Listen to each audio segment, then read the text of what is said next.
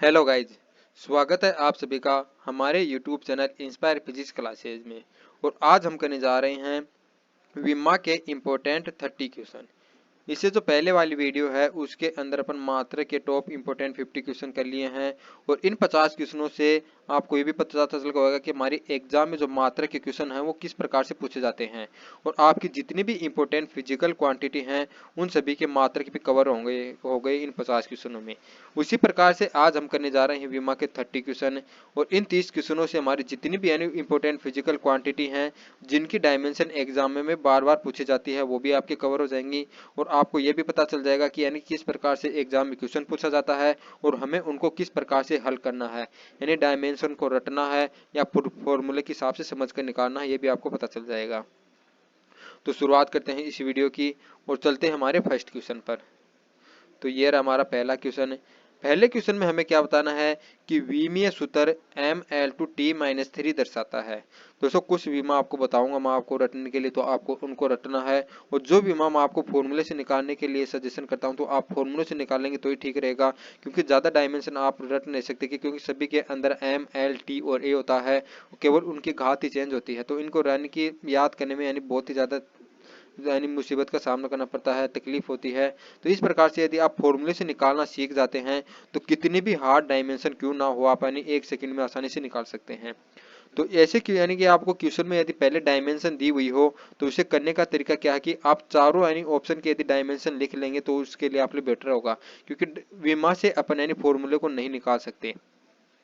तो सबसे पहले बल की बात करते हैं। तो हम सभी जानते हैं कि बल की जो विमा है वो आपको डायरेक्ट याद रख लेनी है, m1l1t-2 होती है। उसी प्रकार से ऊर्जा की विमा हमारी क्या होती है, क्योंकि हम सभी जानते हैं कार्य इक्वल टू क्या होता है, बल गुणा विस्थापन। तो इसको यदि अपन विस्थापन की विमा L1 से यानी मल्टीप्लाई करेंगे तो हमारी कार्य की या ऊर्जा की विमा निकल कर आ जाएगी, वो हमारी हो जाएगी m1l2t-2। जो विमा ऊर्जा की होती है वही हमारी विमा किसकी होती है, कार्य की। तो हमारी हो जाएगी m1l2t-2। और हम सभी जानते हैं जो हमारी पावर होती है, शक्ति होती है, उसका फॉर्मूला W/T होता है। तो W की m1l2t-2 होती है। और यदि इसको अपन T से मल्टीप्लाई करेंगे तो हमारे यहाँ क्या हो जाएगा, m1l2 ये हो जाएगा t-3 हो जाएगा, क्योंकि ऊपर जाके माइनस का हो जाएगा, पहले से माइनस दो है तो ये हो जाएगा -3। तो ये हो गई हमारी m1l2t-3। अब हमें ऑप्शन में क्या दिया हुआ है, m1l2t-3, जो कि हमारी किसकी निकली है, शक्ति की। तो इसका राइट आंसर हो जाएगा ऑप्शन नंबर बी। दोस्तों मैं इसमें टाइम इसलिए ले रहा हूँ क्योंकि आपको एग्जाम यानी करने का तरीका भी पता चल जाएगा, आपको एग्जाम में इसी तरह से क्वेश्चनों को करना है।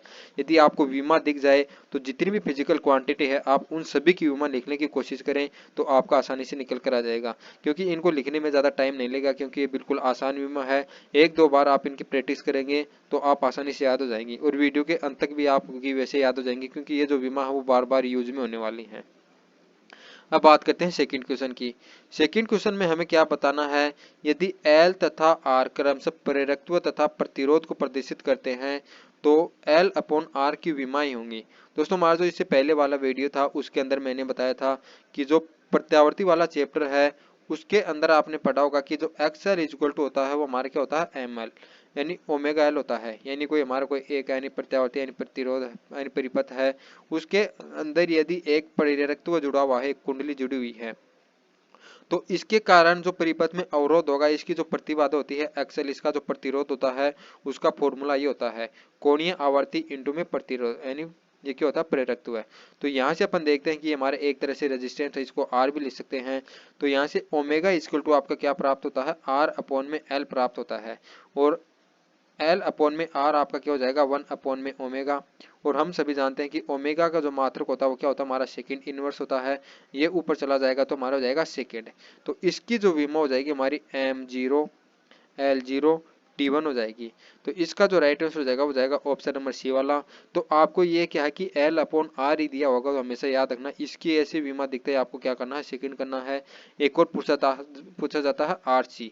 तो याद रखना जो RC होता है वो भी हमारे किसके बराबर होता है, सेकंड के, क्योंकि जो हम सभी जानते हैं कि वो संधारित्र की जो प्रतिबाधा होती है वो हमारी 1/ओमेगा C होती है। तो यहाँ से आप इसको R मान करके, यानी कि हमारा एक तरह का रेजिस्टेंस ही है, तो यहाँ से हमारा 1/ओमेगा इक्वल टू क्या प्राप्त होता है, RC। तो इस प्रकार से जो हमारा सेकंड इक्वल टू किसके बराबर होगा, RC के बराबर। तो याद रखना L अपॉन में R और RC, इन दोनों की ही विमा हमारी क्या होती है, T1 होती है। तो इसका जो राइट आंसर हो जाएगा ऑप्शन नंबर सी। अब चलते हैं थर्ड क्वेश्चन पे। थर्ड क्वेश्चन में हमें क्या बताना है कि किसी युग्म की विमाएं समान है। आपको यहाँ पर 4 युग्म दिए हुए हैं, यानी दो दो राशियों के 4 युग्म दिए हुए हैं। तो आपको बताना है कि किस युग्म की विमाएं समान है, ऐसा यानी कौन सा जोड़ा है जिनकी विमाएं समान होती है। तो पहले ऑप्शन में आपको क्या दिया हुआ है, कार्य शक्ति। तो याद रखना हमारी जो यानी विमाएं बराबर होती हैं कार्य और ऊर्जा और बल आगुण टो। याद रखना इनकी विमाएं एक दूसरे के बराबर होती हैं। शक्ति की विमा कार्य से यानी अलग होती है, क्योंकि हम सभी जानते हैं P इज इक्वल टू हमारा क्या होता है, W अपॉन में T होती है। तो यदि अपन कार्य की विमा को यदि T समय की विमा से डिवाइड करते हैं तब हमारी पावर की विमा होती है। तो ये एक दूसरे के बराबर नहीं है, तो ये हमारा हो जाएगा क्लोज। याद रखना कार्य, ऊर्जा और बल आगुण इन तीनों की विमाएं एक दूसरे के बराबर होती हैं। बी वाला ऑप्शन क्या है, घनत्व तथा आपेक्षिक घनत्व है। तो दोस्तों ये भी आपकी एक दूसरे के बराबर नहीं होती है। घनत्व तो हमारे क्या होता है कि घनत्व क्या होता है कि द्रव्यमान बटे आयतन। तो ये होगा हमारा द्रव्यमान, ये होगा आयतन। तो इस प्रकार से घनत्व की निकल जाती है। जो आपेक्षिक घनत्व होता है कि कोई दो वस्तुओं का घनत्व है, यदि उनका डिवाइड करके निकालते हैं किसी वस्तु के सापेक्ष यानी किसी का घनत्व निकालते हैं तो हमारा हो जाता है आपेक्षिक घनत्व है। तो यह एक प्रकार से हमारी विमाहीन राशि होती है, क्योंकि घनत्व से घनत्व को डिवाइड किया जा रहा है। तो ये भी इसका गलत हो जाएगा। सी वाला ऑप्शन क्या दिया हुआ है, संवेग तथा आवेग। तो हम सभी जानते हैं दोस्तों आवेग की डेफिनेशन क्या होती है कि संवेग में परिवर्तन ही आवेग कहलाता है। तो जो हमारा इम्पल्सन होता है, जो क्या है इम्पल्स, तो ये I इज इक्वल क्या होता है, डेल्टा mv होता है, या इसको अपन लिख सकते हैं डेल्टा p। यानी जो संवेग में परिवर्तन होता है उसी को अपन क्या कहते हैं, आवेग कहते हैं। तो इसमें ना तो किसी अन्य राशि से डिवाइड हो रहा है, ना ये मल्टीप्लाई हो रही है। तो हम सभी जानते हैं कि एक इक्वेशन में जितने भी पद होते हैं तो उन सभी की जो विमाएं और जो मात्रक होते हैं वो क्या है, एक दूसरे के बराबर होते हैं। तो आवेग और संवेग की यूनिट आपकी एक दूसरे के बराबर हो जाएगी। तो इसका जो हमारा क्वेश्चन का सही राइट आंसर होगा ऑप्शन नंबर सी वाला, मोमेंटम एवं इम्पल्स। डी वाले ऑप्शन में क्या दिया हो, प्रतिबल तथा विकृति। तो मैंने आपको बताया था कि जो विकृति होती है वो हमारी यूनिट लेस राशि होती है। विकृति क्या होती है, डेल्टा एल अपॉन में एल होता है, लंबाई में परिवर्तन अपॉन में लंबाई। तो इस प्रकार से ये भी हमारी एक विमाहीन राशि होती है। प्रतिबल के बारे में मैंने आपको पहले वाले क्वेश्चन में बताया था कि याद रखना आपका जो प्रतिबल होता है, दाब होता है, यम गुणांक होता है और ऊर्जा घनत्व है, इन चारों राशियों की जो विमाएं होती हैं वो एक दूसरे के बराबर होती हैं, और विकृति और प्रतिबल की विमाएं एक दूसरे के बराबर नहीं होती हैं। तो ये भी गलत हो जाएगा। तो यहाँ से इसका राइट आंसर होगा ऑप्शन नंबर सी। अब देखते हैं अपन फोर्थ क्वेश्चन की। फोर्थ क्वेश्चन में क्या बताना है, यदि सी तथा आर क्रमशः धारिता तथा प्रतिरोध को प्रदर्शित करते हैं तो आर सी की विमाएं होंगी। तो मैंने बता दिया था कि दोस्तों आपको यदि कहीं पर भी पूछ लिया जाए एल अपॉन में आर या आर सी, ये तीनों दोनों ही किसके बराबर होते हैं, सेकेंड के बराबर होते हैं। तो इसकी जो विमा होगी हमारी किसके बराबर होती है, T1 के, यानी M0 L0 T1। तो इसका भी राइट आंसर हो जाएगा ऑप्शन नंबर बी वाला। निकालने का तरीका मैंने आपको बताया था, दिया था कि एक्स इज इक्वल टू हमारा क्या होता है, ओमेगा सी होता है। तो यहाँ से ओमेगा इज इक्वल टू आपका क्या प्राप्त होता है, एक्स सी। एक्स सी हमारा क्या है, एक तरह का यानी कि प्रतिरोधी होता है, प्रतिबाधा होती है। तो इसको अपन, इसका मात्रक ओम होता है, तो यहाँ पर इसको आर से भी डोनेट कर सकते हैं। तो यहाँ से इस प्रकार से R C is equal to आपका क्या होता है, 1 अपॉन ओमेगा। तो इसका होता है सेकेंड इनवर्स, ये ऊपर जाएगा तो हो जाएगा सेकेंड। तो इस प्रकार से इसकी जो विमा निकल कर आ जाएगी, डायमेंशन हो जाएगी हमारी ऑप्शन नंबर बी वाली। अब बात करते हैं फिफ्थ क्वेश्चन की। फिफ्थ क्वेश्चन में आपको बताना कि गुप्त उष्मा का विमीय सूत्र है। दोस्तों आपको बताना कि गुप्त उष्मा होती है, उसका डायमेंशन फॉर्मूला क्या होता है। तो सबसे पहले आपको पता होगा कि गुप्त उष्मा यानी होती क्या है, इसकी डेफिनेशन नहीं पता तो मैं आपको बता देता हूँ। दोस्तों कोई भी हमारे पदार्थ है, यदि यह पहले द्रवावस्था में है, यानी जल की बात कर लेते हैं, तो दोस्तों अपन 90 डिग्री सेल्सियस पर अपन बात करते हैं तो जल क्या होता है, हमारा द्रव होता है। और 100 डिग्री सेल्सियस पर देखते हैं कि शुरुआत में तो जल होता है, फिर इसी टेम्परेचर पर ये किस में हो जाता है, गैसीय अवस्था में चेंज हो जाता है। तो गैसीय अवस्था में चेंज होने के दौरान क्या है कि दोस्तों इसका अपन टेम्परेचर यानी उष्मा तो यानी रेगुलर दे रहे हैं, लेकिन इसका टेम्परेचर सेम होता है और अवस्था यानी बदलती रहती है। तो इस कंडीशन में इस यानी कि है पदार्थ के द्वारा जो ऊष्मा ग्रहण की जाती है उसी को गुप्त ऊष्मा कहते हैं। यानी दोस्तों इसका टेम्परेचर तो यानी पहले द्रव्य था और बाद में गैस हो गया, लेकिन टेम्परेचर इसका 100 डिग्री सेल्सियस ही था, लेकिन इसको उष्मा रेगुलर दी जा रही थी, यानी कि यह उष्मा को ग्रहण कर रहा था। तो उस समय जो इसके द्वारा जो उष्मा ली जाती है और टेम्परेचर हमारा सेम रहता है, तो उसके दौरान ली गई उष्मा आपकी क्या कहलाती है, गुप्त उष्मा कहलाती है। और गुप्त उष्मा का जो फॉर्मूला होता है वो हमारा क्यू अपॉन में एम होता है। यानी एकांक यानी जो हमारा द्रव्यमान का जो पदार्थ होता है या एकांक पदार्थ की मात्रा के द्वारा जो उष्मा ग्रहण की जाती है उसी को क्या कहते हैं, गुप्त उष्मा कहते हैं। गुप्त उष्मा की आपको शुद्ध डेफिनेशन बता देता हूँ, यदि आप कहीं पर नोट करना चाहते हैं तो किसे कहते हैं, यानी किसी पदार्थ की अवस्था के दौरान, किसी पदार्थ की अवस्था के दौरान एकांक द्रव्यमान के द्वारा जो ऊष्मा ग्रहण की जाती है उस या जो ऊष्मा अवक्षेपित की जाती है, छोड़ी जाती है, उसे अपन गुप्त ऊष्मा कहते हैं। यानी कोई पदार्थ या तो द्रव अवस्था से गैसीय अवस्था में बदल रहा है या गैसीय अवस्था में द्रव अवस्था में बदल रहा है, तो इस दौरान इसके एकांक द्रव्यमान के द्वारा जो ऊष्मा ली जाती है उसे क्या करेंगे, गुप्त ऊष्मा। इसका फॉर्मूला हो जाएगा Q अपॉन में M। हम सभी जानते हैं जो ऊष्मा की जो विमा होती है वो हमारी कार्य की विमा के बराबर होती है, ऊर्जा की विमा के बराबर होती है। तो ये हमारा हो जाएगा M1L2T-2। मैंने आपको पहले क्वेश्चन में बता दिया कि कार्य की विमा होती है। इसको यदि अपन द्रव्यमान यानी M1 से डिवाइड करेंगे तो ये हमारी M1 M0 L2 और T-2 हो जाएगी। तो यहाँ से इसका जो राइट आंसर हो जाएगा वो जाएगा हमारा ऑप्शन नंबर ए वाला। अब बात करते हैं नेक्स्ट क्वेश्चन की। आपका जो 6 नंबर का क्वेश्चन है इसमें क्या दिया हुआ है कि आयतन प्रत्यास्थता का विमीय सूत्र है। इसमें क्या बताना, आयतन प्रत्यास्थता। दोस्तों आपकी जो वॉल्यूम इलास्टिसिटी होती है वो किसके बराबर होती है, प्रतिबल अपॉन में आयतन में परिवर्तन अपॉन में आयतन, या इसको अपन लिख सकते हैं आयतन विकृति। तो हाँ, यानी कि दोस्तों मैंने आपको बताया था कि कोई भी हमारा यंग गुणांक हो चाहिए, यानी दृढ़ता गुणांक हो या आयतन प्रत्यास्थता हो, उन सभी का जो मात्रक होता है वो किसके बराबर होता है, प्रतिबल के बराबर होता है। क्योंकि यानी कि हमारा कोई भी गुणांक का जो इलास्टिसिटी का जो फॉर्मूला होता है वो हमारा होता है प्रतिबल अपॉन में विकृति होता है। तो हम सभी जानते हैं जो विकृति होती है हमारी विमाहीन राशि होती है, तो जो इलास्टिसिटी का जो फॉर्मूला यानी जो डायमेंशन या जो यूनिट हो जाएगी वो किसके बराबर होती है, प्रतिबल के यूनिट के बराबर होती है। तो हम सभी जानते हैं प्रतिबल की यूनिट किसके बराबर होती है, दाब के बराबर होती है F अपॉन में A, यानी एकांक द्रव्यमान पर लगने वाला बल। तो F अपॉन में ए, तो F बल की विमा मैंने आपको बताई थी कि M1 L1 T-2 होती है। तो इसको यदि L2 से डिवाइड करेंगे तो आपका M1 L-1 हो जाएगी T-2, जो कि ऑप्शन नंबर डी में दिया हुआ है। तो यहाँ से इसका राइट आंसर हो जाएगा ऑप्शन नंबर डी वाला। अब चलते हैं 7th क्वेश्चन पर। 7th क्वेश्चन में क्या बताना कि सार्वत्रिक गुरुत्वाकर्षण नियतांक की विमा होंगी। बहुत अच्छा क्वेश्चन है दोस्तों। मैंने यहाँ पर इसको किन किन के एग्जाम में पूछा गया है उसको मिटा दिया है, नहीं हटा दिया है, लेकिन ये जो क्वेश्चन हो बार बार बहुत सारी एग्जाम में पूछा जा चुका है। तो बताइए इस क्वेश्चन का राइट आंसर क्या होगा। दोस्तों हम सभी जानते हैं जो गुरुत्वाकर्षण बल का जो फॉर्मूला होता है वो हमारा क्या होता है, Gm1m2 अपॉन में r स्क्वायर होता है। तो यहाँ से अपन गुरुत्वाकर्षण नियतांक जी का यदि फॉर्मूला लिखते हैं तो एफ आर स्क्वायर अपॉन में M1 M2 होता है। तो यहाँ पर मैंने आपको बताया था कि बल की जो डायमेंशन है वो आपको हमेशा याद रखनी है, बार बार काम आएगी। इसकी डायमेंशन होती है M1 L1 T-2। इसको अपन L2 से यानी मल्टीप्लाई करेंगे R की, क्योंकि ये हमारी डिस्टेंस है, नीचे है 2m है, तो ये यहाँ पर हमारा क्या हो जाएगा M2। तो इसको यदि अपन यानी कैलकुलेशन करते हैं तो ये 2 ऊपर जाएगा तो माइनस का हो जाएगा और 1 कटेगा तो हमारा माइनस का m बचेगा। L यहाँ पर 1 ये है, 2 ये है, तो ये हमारा क्या हो जाएगा L3 हो जाएगा और T-2 ऐसे की ऐसे हो जाएगा M-1 L3 T-2। तो इसका राइट हो जाएगा ऑप्शन नंबर बी वाला। दोस्तों जिस प्रकार से मैं फॉर्मूले से निकाल रहा हूँ तो इसी प्रकार से आपको फॉर्मूला याद होना चाहिए। यदि फॉर्मूले याद हैं तो आप आसानी से इसकी डायमेंशन निकाल सकते हैं। अब चलते हैं 8वें क्वेश्चन पर। 8th क्वेश्चन में आपको क्या बताना कि कोणीय वेग का विमीय सूत्र है। दोस्तों हमारी जो एंगुलर वेलोसिटी होती है ओमेगा, इसकी यूनिट बतानी है कितनी होती है। तो दोस्तों जो ओमेगा होती है वो याद रखना है, ये हमारी एक कोणीय आवर्ती के बराबर होती है। याद करने के लिए बता रहा हूँ क्योंकि एंगुलर वेलोसिटी को ओमेगा से दर्शाते हैं और जो हमारी फ्रीक्वेंसी होती है उसको भी ओमेगा से दर्शाते हैं। तो आप देखना चाहते हैं, हम सभी जानते हैं सेकेंड इनवर्स होता है, तो आप इसको डायरेक्टिव निकाल सकते हैं।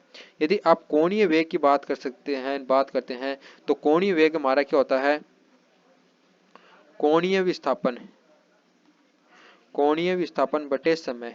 और कोणीय विस्थापन हम सभी जानते हैं वो हमारा क्या होता है, रेडियन होता है और नीचे क्या हो जाएगा सेकेंड। और याद रखना जो रेडियन होता है दोस्तों, कोण का जो मात्रक होता है, इसकी कोई भी विमा नहीं होती है। तो ये हमारा हो जाएगा m0 L0 t-1। तो इस फॉर्मूले से भी आप निकाल सकते हैं, क्योंकि दोस्तों ये फॉर्मूला आपको याद रखना किसके लिए, यूनिट के लिए, क्योंकि यदि यूनिट पूछी जाती है तो आप फ्रीक्वेंसी के आधार पर एंगुलर वेलोसिटी की यूनिट चूज नहीं कर सकते हैं। यदि विमा के लिए आप यानी इसके उपयोग कर सकते हैं, तो आप डायरेक्ट न जाकर इस फॉर्मूले का यूज करेंगे तो भी आपके लिए बेटर रहेगा। तो इस क्वेश्चन का राइट आंसर हो जाएगा ऑप्शन नंबर ए वाला। अब आपका 9th क्वेश्चन है। 9th क्वेश्चन में हमें क्या बताना है कि बल युग्म की विमा होगी, क्या है, डायमेंशन ऑफ कपल एरे। दोस्तों कपल एरे बल युग्म, याद रखना जो बल युग्म होता है इसकी विमा कार्य के बराबर होती है, या आप इसको बल आघूर्ण मान सकते हैं। बल आघूर्ण, ये भी क्या होता है कि दोस्तों हमारे कोई यानी कि दो बल हैं, तो उन बलों का एक का परिणाम और इन दोनों के मध्य की जो डिस्टेंस होती है यानी F गुना इन दोनों के मध्य की जो डिस्टेंस होती है L, उसके बराबर होता है। दो बल की विमा हमारी क्या होती है, M1 L1 t-2 होती है। इसको मल्टीप्लाई करेंगे अपन, L हमारी क्या है, डिस्टेंस है, यहाँ पर R भी लिख सकते हैं, दूरी है, तो हमारा क्या हो जाएगा L1। तो ये हो जाएगा M1 L2 t-2 हो जाएगा। कार्य की विमा भी यही होती है, बल्ला गुण की विमा भी यही होती है। तो इस प्रकार से इसका जो राइट आंसर हो जाएगा वो जाएगा ऑप्शन नंबर ए वाला, यानी M1 L2 t-2। याद रखना कार्य, बल आघूर्ण और बल युग्म, इन सभी की विमा हमारी यही होती है। अब देखते हैं नेक्स्ट क्वेश्चन। 10th क्वेश्चन में हमें क्या बताना है कि कोणीय संवेग का विमीय सूत्र है। कोणीय संवेग का विमीय सूत्र है। कोणीय संवेग को दोस्तों L से दर्शाते हैं, और इसका एक फॉर्मूला तो mvr होता है, यहाँ से याद रख सकते हैं। और दूसरा फॉर्मूला मैंने आपको बताया था कि जिस प्रकार से बल is equal to dp upon में dt होता है, उसी प्रकार से टो इज इक्वल टू यानी जो हमारा बल आघूर्ण होता है वो dl अपॉन में dt होता है। क्योंकि यहाँ पर यदि रेखीय बल है तो हमारा यानी कि रेखीय संवेग आता है, यहाँ पर बल आघूर्ण यानी घूर्णन गति का बल आता है, तो यहाँ पर हमारा क्या हो जाएगा, कोणीय संवेग आ जाता है। तो यहाँ से भी आप इसका निकाल सकते हैं। तो हम सभी जानते हैं जो बल आघूर्ण की विमा होती है वो M1 L2 t-2 होती है, कार्य के बराबर। इसको t से मल्टीप्लाई करेंगे यानी कि dt इधर आ जाएगा, तो यानी t से मल्टीप्लाई करेंगे तो इसकी विमा हमारी की निकल कर आ जाएगी M1 L2 t-1। यदि इस फॉर्मूले से नहीं निकालते हैं तो आप इससे भी निकाल सकते हैं। m हमारे क्या हो जाएगा M1, v हमारे क्या होता है मीटर पर सेकेंड, L1 अपॉन में t1, और ये हमारा R, ये हमारा हो जाएगा L1। तो यहाँ से भी हमारी हो जाएगी M1 L2 t-1। तो कहीं से भी आप इसकी विमा निकाल सकते हैं, दोनों से हमारी सेम होगी, वो जाएगी हमारी M1 L2 t-1। तो इसका राइट आंसर हो जाएगा ऑप्शन नंबर बी। अब देखते हैं 11th का। 11th में क्या पूछा गया कि आवेग का विमीय सूत्र है। तो मैंने बताया था कि जो हमारा इम्पल्स होता है, जो आवेग होता है, वो किसके बराबर होता है, संवेग में परिवर्तन होता है। तो संवेग में परिवर्तन है, इसका मतलब यानी संवेग और आवेग की यानी जो डायमेंशन वो एक दूसरे की इक्वल होती है।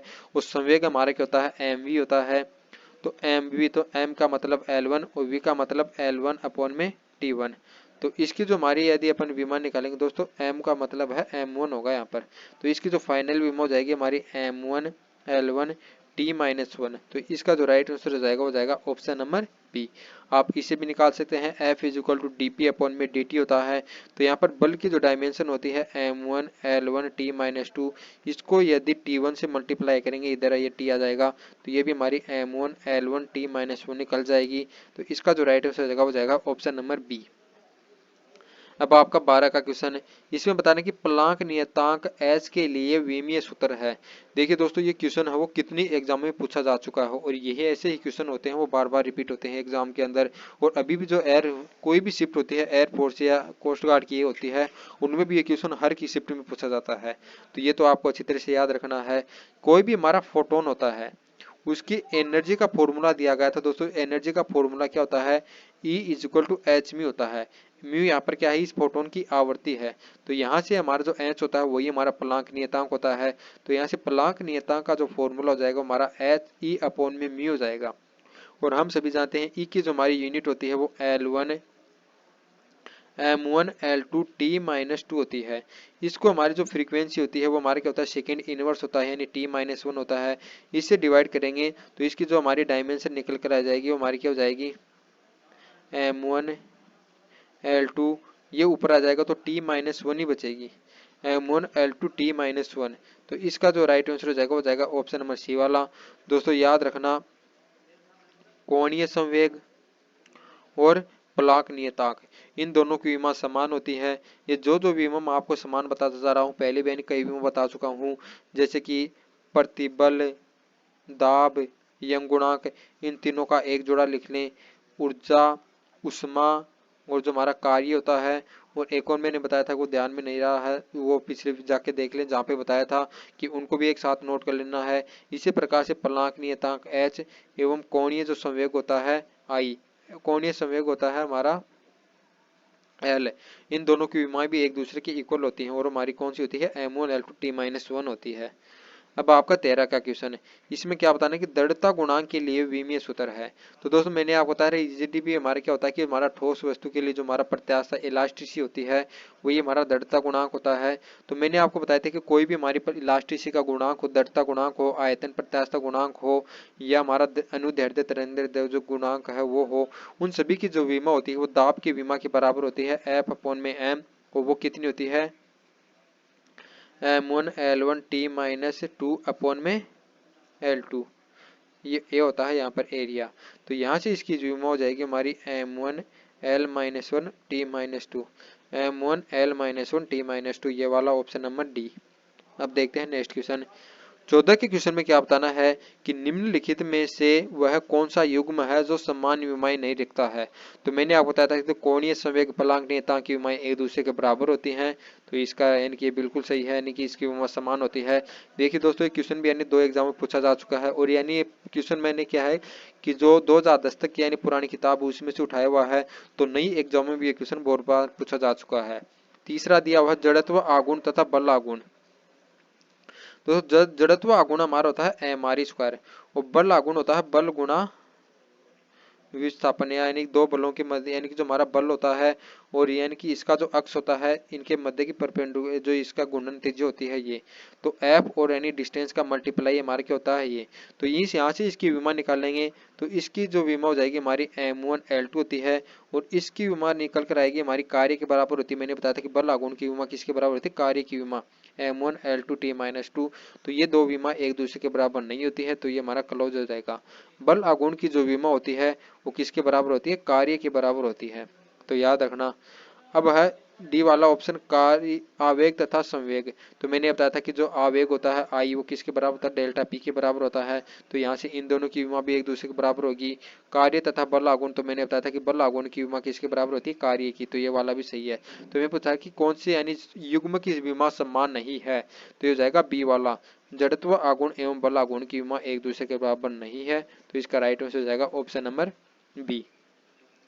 अब देखते हैं 15 का क्वेश्चन है, इसमें क्या बताना कि गैस का अवस्था समीकरण निम्नलिखित रूप से व्यक्त है। तो यहाँ P दाब है, V आयतन है, T परम ताप तथा A B एवं R नियतांक, तो A की विमा होगी। तो दोस्तों ऐसे क्वेश्चन को करने के लिए मैंने आपको बता दिया है कि कोई भी आपकी एक इक्वेशन दी हुई है, उसके अंदर यदि दो पद एक दूसरे के साथ जुड़ रहे हो या एक दूसरे के घात यानी माइनस हो रहे हो, तो उस समय क्या होता है कि उन दोनों पदों की विमा और जो मात्रक होते हैं वो एक दूसरे के बराबर होती हैं। इस इक्वेशन में बात करते हैं तो P और यानी A/V² एक दूसरे के साथ जुड़ रहे हैं, तो इन दोनों की विमाएं समान होगी। इसी प्रकार से इन दोनों की विमाएं समान होगी। तो यहाँ से मैं किसकी विमा पूछी गई है, ए की विमा पूछी गई है। तो हमारी A/ में जो V² है इसकी विमा किसके बराबर हो जाएगी, प्रेशर की विमा के बराबर। वो प्रेशर की विमा हमारी क्या होती है, M1L-1T-2 होती है। और ये हमारा क्या है, V²। दोस्तों V² क्या होता है, आयतन का स्क्वायर है, आयतन का स्क्वायर। तो आयतन का स्क्वायर करेंगे तो आयतन हमारा क्या होता है, मीटर क्यूब होता है, इसका मात्रक है। इसका स्क्वायर करेंगे तो हमारा क्या हो जाएगा, मीटर की पावर 6 हो जाएगा। मतलब ये इधर आकर के मल्टीप्लाई में होगा। मीटर की पावर 6 का मतलब है L की पावर 6। तो दोस्तों इस प्रकार से A की विमा आपकी किसके बराबर हो जाएगी, A की विमा M1L-1T-2 और L6। तो इसका फाइनली आंसर आपका निकलेगा M1L5T-2। तो यहाँ से इसका जो राइट आंसर हो जाएगा यह जाएगा ऑप्शन नंबर ए वाला, यानी M1L5T-2। अब देखते हैं अपन 16 का क्वेश्चन। 16 के क्वेश्चन में क्या बताना है, यदि सी धारिता के संधारित्र की प्लेटों के बीच विभवांतर सी है तब CV² की विमा होगी। दोस्तों आपको क्या बताना है कि हमारा कोई एक संधारित्र है, इसकी प्लेटों पर आवेश हमारा क्यों है, इनकी प्लेटों के बीच का जो विभवांतर V है और इसकी धारिता C है, तो आपको बताना कि CV² की विमा होगी। दोस्तों कई बच्चे क्या करेंगे, C की विमा लिखेंगे, V की विमा निकालेंगे, यदि इनको याद नहीं है तो पहले C की निकालेंगे, फिर V की निकालेंगे, फिर इसका स्क्वायर करके इसको मल्टीप्लाई करेंगे। दोस्तों ये गलती आपको नहीं करना है। या आपको पता होगा कि जो कोई भी हमारा एक संधारित्र है जिसका आवेश Q है और विभवांतर V है, धारिता C है, तो इसके अंदर जो हमारी संचित एनर्जी होती है, जो इसके अंदर जो स्टोर्ड एनर्जी होती है, वो आपकी कितनी हो जाएगी, उसका फॉर्मूला होता है 1/2 CV² होता है।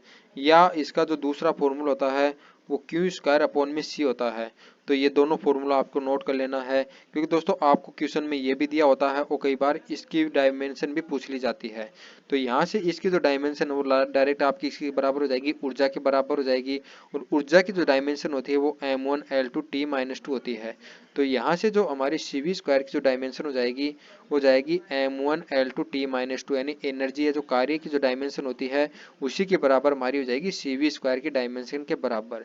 तो आपको गलती नहीं करनी है, यानी इसको यानी कैलकुलेट नहीं करना है, तो इसको अच्छी तरह से याद कर लेना। अब देखते हैं हमारा 17 के क्वेश्चन की। 17 के क्वेश्चन में आपको क्या बताना कि यदि L किसी प्रेरक कुंडली का प्रेरकत्व है एवं इनमें से I धारा बह रही है तो Li² की विमा होगी।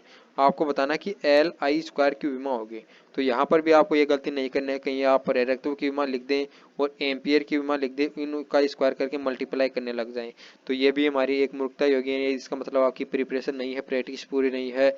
तो इसके लिए आपको क्या करना है कि हमारी कोई एक कुंडली है, उसका प्रेरकत्व L है और इसके अंदर I धारा प्रवाहित हो रही है, तो इसके अंदर जो स्टोर्ड एनर्जी होगी, जो संचित ऊर्जा होगी, यू का फॉर्मूला वो भी लिख लेना 1/2 Li² होता है। तो यहाँ से अपन देखते हैं कि जो Li² की जो डायमेंशन हो जाएगी वो किसके बराबर हो जाएगी, एनर्जी के बराबर हो जाएगी, वही कार्य की एनर्जी के बराबर हो जाएगी m1L2T-2। तो यहाँ से इसका राइट हो जाएगा ऑप्शन नंबर ए वाला। अब देखते हैं 18 का क्वेश्चन है। इसमें बताना कि धारिता का अविमीय सूत्र है। तो धारिता का अविमीय सूत्र निकालने के लिए हमारा एक फॉर्मूला तो ये होता है हमारा Q=CV होता है। तो यहाँ से C= हमारा क्या हो जाएगा, Q/V। लेकिन दोस्तों V की डायमेंशन यानी मेरे को याद नहीं रहती है, तो इसका जो सीधा सा फॉर्मूला यानी ज्ञात करने का तरीका मैंने आपको एनर्जी का फॉर्मूला बताया है, U=1/2 Q²/C। तो यहाँ से यदि अपन C= यदि निकालते हैं तो हमारा Q² की जो विमा है उसको U² की विमा से डिवाइड कर देंगे तो हमारी धारिता की विमा निकल जाएगी। क्योंकि यदि Q को यदि अपन U से डिवाइड करेंगे तो हमारा C के बराबर निकलता है।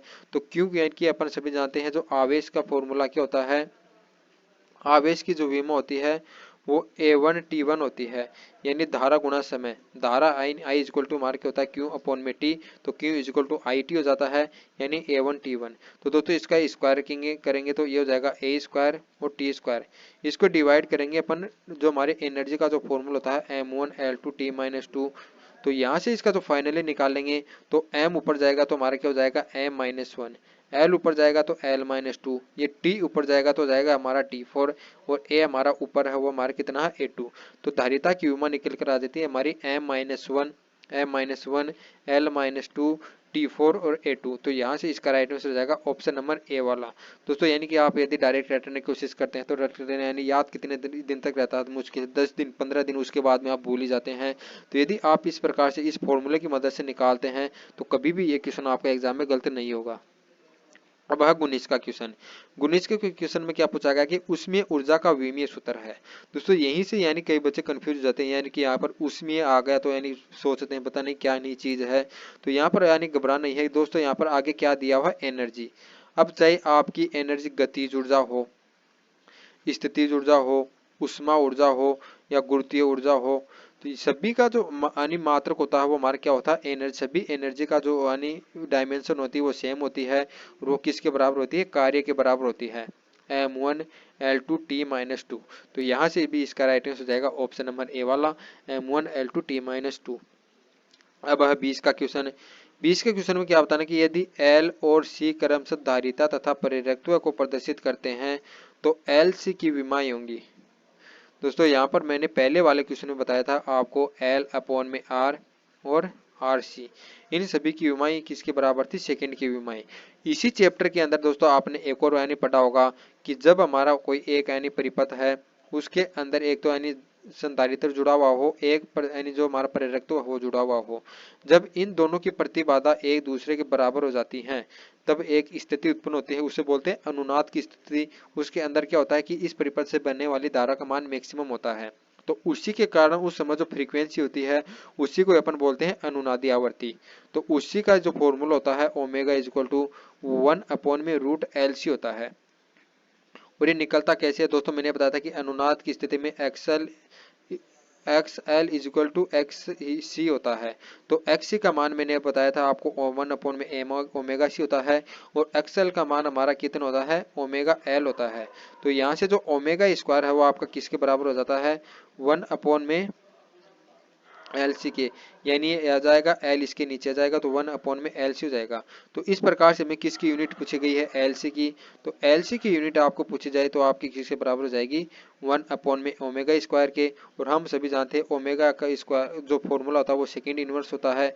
तो यहाँ पर इसका जो मात्रक हो जाएगा वो किसको हो जाएगा, सेकेंड की पावर -2, ऊपर चला जाएगा तो हो जाएगा सेकेंड। तो यहाँ से इसकी जो यूनिट हो जाएगी वो हमारी हो जाएगी M1L0T2। तो इसका राइट हो जाएगा ऑप्शन नंबर बी वाला। दोस्तों इसको देखकर घबराना नहीं है। तो जितने भी मैंने आपको बताया है CV स्क्वायर, इसको देखते एनर्जी को समझना है। LI स्क्वायर एनर्जी होता है, L/R सेकेंड होता है, RC किसके बराबर होता है, सेकेंड के बराबर होता है, LC किसके बराबर होता है, 1 ओमेगा स्क्वायर यानी सेकेंड स्क्वायर के बराबर होता है। तो इस प्रकार से जितने भी फॉर्मूले बताए हैं 4-5 इनको अच्छी तरह से नोट कर लेना है क्योंकि ये क्वेश्चन बार बार पूछे जाते हैं। तो यहाँ से इसका राइट आंसर हो जाएगा ऑप्शन नंबर बी। अब आपका 21 का क्वेश्चन, 21 के क्वेश्चन अब देखते हैं 21 का क्वेश्चन।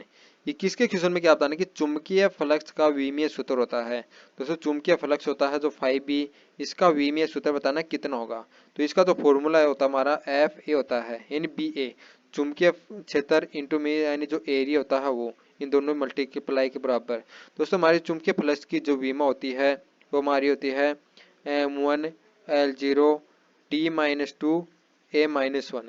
यदि आपको ये विमा भी नहीं पता है तो हमारा जो बी का जो फॉर्मूला होता है यानी बल का फॉर्मूला होता है, चुंबकीय बल का फॉर्मूला QVB sin थीटा यानी QVB इसके यानी कि यूनिट निकाल सकते हैं।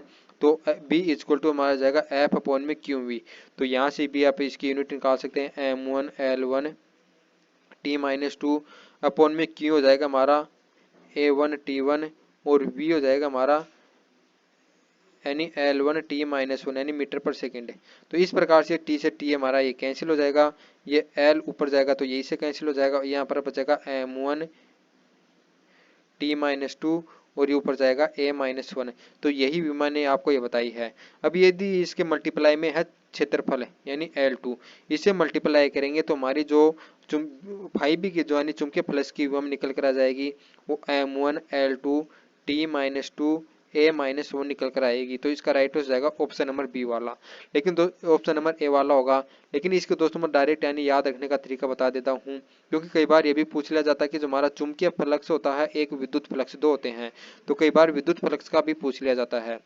तो याद रखना यदि आपको फाई ई पूछा जाए तो याद रखना फाई ई के लिए आपको याद रखना 1331, और जो फाई बी यदि आपको पूछ लिया जाए तो आप इसको रट लेना, ये होता है 1221, ये लगभग सेम ही है। तो चुंबकीय फ्लक्स की यानी विमा पूछ ले जाए तो उसको नोट कर लेना M1L3 T-3 A-1 होती है, यानी लास्ट के दो माइनस के शुरू के दो प्लस के। इसी प्रकार से चुंबकीय फ्लक्स की विमा हमारी हो जाएगी M1L2 T-2 A-1 यानी 1221, शुरू के दो माइनस के नहीं लास्ट के दो माइनस के शुरुआत के दो प्लस के। तो इस प्रकार से भी आप इनको डायरेक्ट यानी रट सकते हैं, याद रख सकते हैं। यदि फॉर्मूले से निकालना चाहते हैं तो आप इस प्रकार से निकाल लें। यदि आपको डायरेक्ट यानी बी का यानी कि डायमेंशन याद है तो आप इसको डायरेक्ट L2 से मल्टीप्लाई करें। यदि आपको इसकी भी डायमेंशन नहीं पता है तो आप इसका यानी इस प्रकार से निकाल सकते हैं। दोस्तों कई बार यानी कि केवल आपको बी की डायमेंशन भी पूछ ली जाती है, तो बी का जो निकालने का तरीका भी मैंने आपको बता दिया है। अब है नेक्स्ट क्वेश्चन। 23 के क्वेश्चन में क्या बताना कि प्रेरकत्व L को निम्न में से किस तरह की विमा के रूप में प्रदर्शित किया जाता है। यहाँ पर जो हमारा प्रेरकत्व L होता है उसकी विमा निकालनी है। तो इसके भी विमा निकालने का तरीका दोस्तों, एनर्जी का जो फॉर्मूला है आप उसे को अच्छी तरह से निकाल सकते हैं, आसानी से निकाल सकते हैं, क्योंकि मैंने आपको धारिता की जो विमा निकाली थी वो भी एनर्जी के फॉर्मूले से निकाला था। इसी प्रकार से इसकी विमा भी मैं इसी एनर्जी के फॉर्मूले से निकालूंगा। यानी यदि किसी परिपथ में आई धारा यानी कुंडली में आई धारा बह रही है, उसका प्रेरकत्व L हो तो उसकी संचित ऊर्जा U होती है। तो यहाँ से जो L की डायमेंशन निकालेंगे तो हमारी जो U की डायमेंशन होती है उसको I स्क्वायर की डायमेंशन से डिवाइड कर देंगे। U की डायमेंशन होती है m1L2T-2 होती है, और जो एक की यानी कि हो जाएगी हमारी A2। तो इस प्रकार से यानी आप बहुत ही जल्दी ये निकल जाएगी m1L2T-2, और ये ए ऊपर आ जाएगा तो हो जाएगा A-2।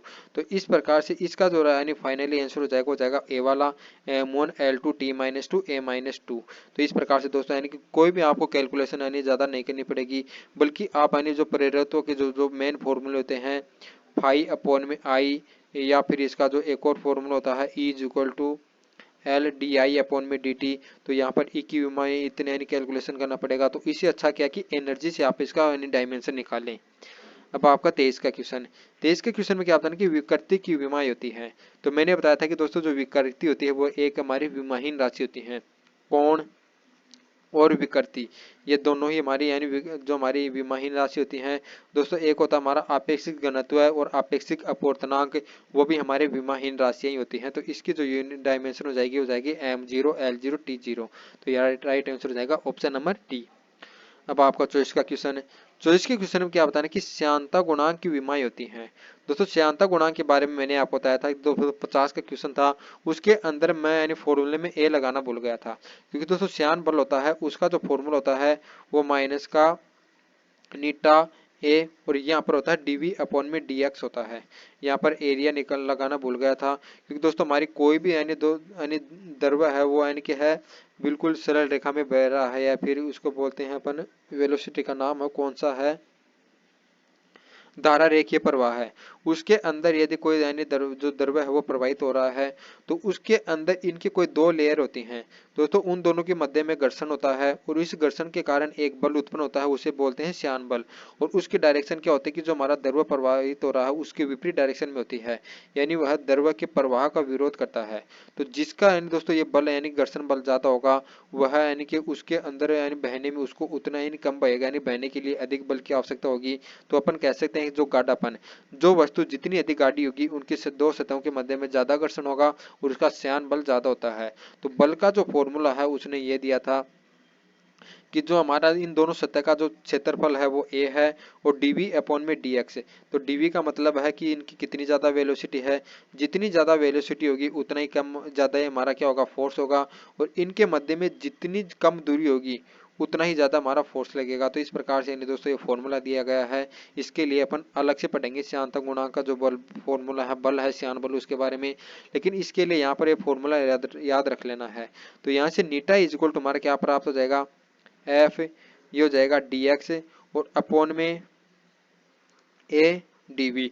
तो यहाँ से इसका मात्रक आप निकालना चाहेंगे, पहले चार गुणा का मात्रक निकालेंगे, m हो जाएगा हमारा डायरेक्ट विमाई निकाल लेते हैं, तो हो जाएगा m1L1 T-2 dx यानी कि हमारी दूरी है तो हमारा हो जाएगा L1 अपॉन में एरिया है तो L2 हो जाएगा, और dv होता है मीटर पर सेकेंड, मीटर पर सेकेंड। तो ये जाएगा L1 और पर सेकेंड यानी T-1। तो इस प्रकार से इस L1 से मैंने ये L1 कैंसिल कर दिया, और इसको आगे अपन सोल्व करेंगे तो हमारा क्या बचेगा M1, ये हमारा है L1 और नीचे है L2, तो ये ऊपर चला जाएगा तो L-1 बचेगा, नीचे है हमारा T-1, ऊपर है T2, तो इसके ऊपर जाने के बाद ये बचेगा हमारा T-1।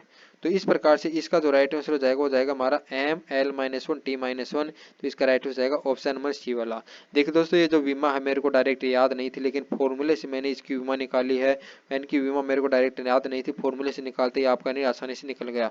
तो इसी प्रकार से यदि आपको फॉर्मूला याद है तो आपको चाहे इसका मात्रक पूछा जाए या चाहे इसकी डायमेंशन यानी विमा पूछी जाए आसानी से निकाल सकते हैं। अब है 25 का क्वेश्चन।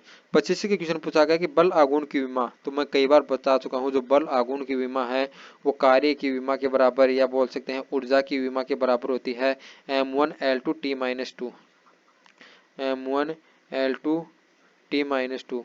तो ये हो गया हमारा m1l2t-2, जो कि यहाँ पर कोई भी ऑप्शन में नहीं दिया हुआ है। t-2 इसमें भी है, इसमें भी है, लेकिन M1 ये रहा ना दोस्तों, यहाँ पे इसको चेंज कर दिया गया M1l2t-2, यानी L को इधर लिख दिया गया।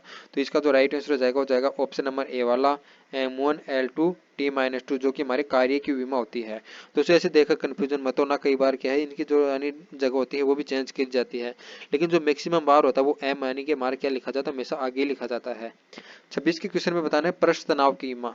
तो पृष्ठ तनाव के बारे में पिछले चैप्टर में बताया था कि एकांक लंबाई पर जो लगने वाला फोर्स होता है, एकांक लंबाई में लगने वाला फोर्स F अपॉन में L, वो ये हमारा किसके बराबर होता है, पृष्ठ तनाव के बराबर होता है।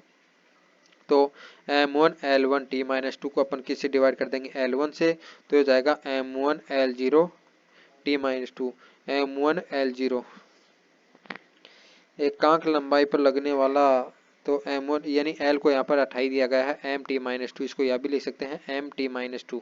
तो इसका जो राइट आंसर हो जाएगा वो जाएगा ऑप्शन नंबर डी वाला। अब है 27 का क्वेश्चन। 27 के क्वेश्चन में क्या बताना कि विद्युतशीलता एप्सिलॉन नॉट की विमा होती है। तो इसको निकालने का कोई तरीका नहीं है, जो हमारा बल का फॉर्मूला है उसी से निकालना पड़ेगा। वो इसका होता है 4 pi epsilon not Q1 Q2 upon में R स्क्वायर। तो यहाँ से यदि आप इसकी यूनिट निकालेंगे तो एप्सिलॉन नॉट बराबर किसके बराबर हो जाएगा, F इंटू में R स्क्वायर अपॉन में Q1 और Q2। पाई की कोई विमा नहीं है तो इसको अपन छोड़ देते हैं। बल की विमा क्या होती है, M1L1t-2 होती है। R की विमा स्क्वायर की L2 हो जाएगी। Q1 की विमा नहीं आवेश, आवेश क्या होता है A इंटू टी, दो बार है तो A का स्क्वायर हो जाएगा और T का स्क्वायर हो जाएगा। तो यहाँ से इसकी विमा हो जाएगी हमारी, क्या हो जाएगी M1L1 यहाँ पर है, 2 यहाँ पर है, तो यह क्या हो जाएगा L3, T-2 यहाँ पर है और 2 यहाँ पर है, ये ऊपर जाके माइनस का हो जाएगा, तो ये जाएगा T-4। इसी प्रकार से A है ऊपर जाएगा तो ये जाएगा A-2। तो इस प्रकार से एप्सिलॉन नॉट की जो हमारी डायमेंशन निकल कर आएगी, सॉरी दोस्तों मैंने इसको उल्टा कर दिया।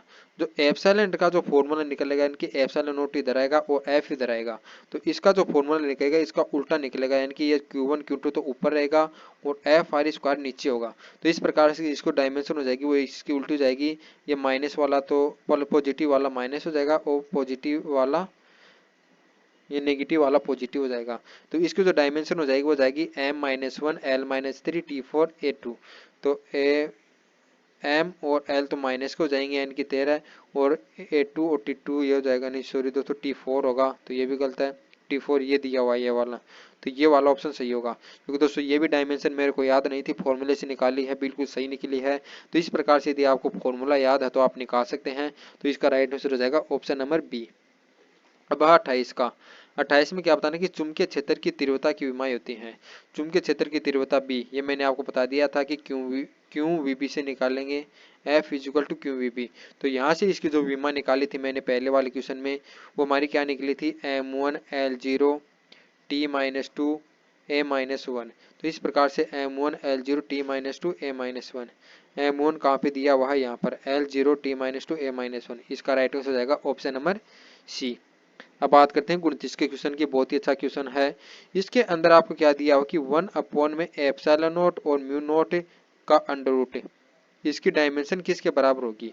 तो दोस्तों याद रखना, जो प्रकाश की वेलोसिटी का जो फॉर्मूला होता है वो डायरेक्ट याद रखना, इसका ये फॉर्मूला बराबर होता है म्यू नॉट एप्सिलॉन नॉट। ये किसके बराबर होता है, प्रकाश की वेलोसिटी के बराबर। दोस्तों ये जो फॉर्मूला है ये आपको हमारा जो चैप्टर होता है जो रे ऑप्टिक्स वाला, उसके अंदर भी काम आएगा, क्योंकि जो अपवर्तनांक निकालेंगे तो उसके अंदर ये फॉर्मूला काम में आ जाता है। तो याद रखना, तो C इज इक्वल टू क्या होता है, म्यू नॉट एप्सिलॉन नॉट का अंडर रूट, यानी 1 अपॉन में म्यू नॉट एप्सिलॉन नॉट का रूट। तो इस प्रकार से ये वेलोसिटी के बराबर होता है, तो इसकी विमा किसके बराबर हो जाएगी, वेग के बराबर। तो इस क्वेश्चन का राइट आंसर जाएगा ऑप्शन नंबर ए वाला। दोस्तों कई बार ये भी पूछ लिया जाता है direct, epsilon not mu naught की विमा होगी, तो मैंने बताया था कि ये वाला C के बराबर होता है, तो root mu naught epsilon naught किसके बराबर हो जाएगा 1/c के, और म्यू नॉट एप्सिलॉन नॉट किसके बराबर हो जाएगा 1/c² के। तो जो वेलोसिटी की विमा होती है हमारी m1 t-1 L1 t-1 होती है, इसको पहले उल्टा करेंगे तो ये L-1 t1 हो जाएगी, और इसका स्क्वायर करेंगे तो L-2 t-2। तो इस प्रकार से एप्सिलॉन नॉट और म्यू नॉट की विमा ये निकल कर आ जाती है। तो ये भी क्वेश्चन पूछ लिया जाता है, लेकिन हमें तो यहीं पे पूछा गया कि ये विमा किसके बराबर होती है, तो ये विमा किसके बराबर होती है, वेलोसिटी के बराबर। तो इसका राइट आंसर हो जाएगा ऑप्शन नंबर ए। अब आज का अंतिम क्वेश्चन है, इसमें क्या बताना कि कोई बल F = 80 + BT² से प्रदर्शित किया जाता है, तो t समय है, तो A व B की विमाएं होंगी। तो मैंने आपको बताया था कोई भी यानी हमारी इक्वेशन है A + B + C + D, तो यहाँ पर इसके अंदर जितने भी पद हैं जो एक दूसरे के साथ जुड़े हुए हैं, जो माइनस में है, तो उन सभी की डायमेंशन और जो यूनिट होती है वो एक दूसरे के बराबर होती है। तो यहाँ से दोस्तों हमारी जो 80 की विमा हो जाएगी वो हमारी किसके बराबर हो जाएगी, बल की विमा के बराबर। उसी प्रकार से जो BT² की विमा है वो भी हमारी किसके बराबर हो जाएगी, बल के बराबर। तो यह जाएगी m1 L1 t-2 और यहाँ पर m1 L1 t-2। अब दोस्तों में ए की विमा निकालनी है, तो ए की विमा निकालने के लिए इसको अपन टी से मल्टीप्लाई करेंगे, और बी की विमा निकालने के लिए इसको अपन t² से मल्टीप्लाई करेंगे। तो इस प्रकार से दोनों की विमा निकलेंगे, तो इसको मल्टीप्लाई करेंगे टी से, तो m1 L2, ये ऊपर -t-2 है, ये और जाएगा तो ये क्या हो जाएगा, t-3 हो जाएगा। इसी प्रकार इसके निकालेंगे तो हमारा m1 L2 ये t-2 है, और नीचे t2 है, ऊपर जाएगा तो ये जाएगा t-4। तो यानी कि ए की विमा ये हो जाएगी, बी की विमा ये हो जाएगी, जो कि हमें किस में दिया हुआ है, ये रहा m1 L1 t-3, m1 L2 आ गया यहाँ पर, तो ये भी नहीं होगा दोस्तों। इसका राइट आंसर हो जाएगा ऑप्शन नंबर बी। लेकिन याद रखना यहाँ पर t-3 होगा, जैसे कि t-4 है, यहाँ पर मिसप्रिंट हुआ है।